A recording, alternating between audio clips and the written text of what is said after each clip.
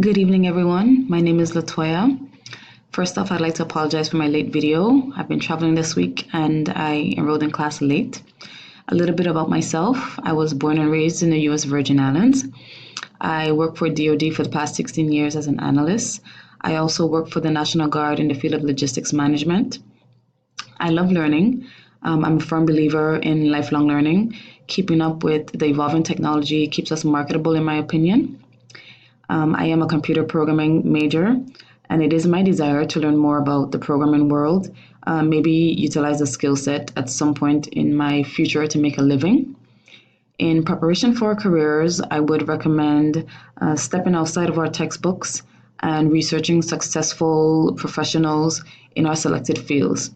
I took a look at the Knox link. I do believe it's helpful to our careers. It is a great opportunity for us to network with professionals in our fields who have more experience that can teach us things. I would like to wish all of you the best in your future endeavors, and I hope to interact more with you in the next 6 weeks. Good luck. Thanks.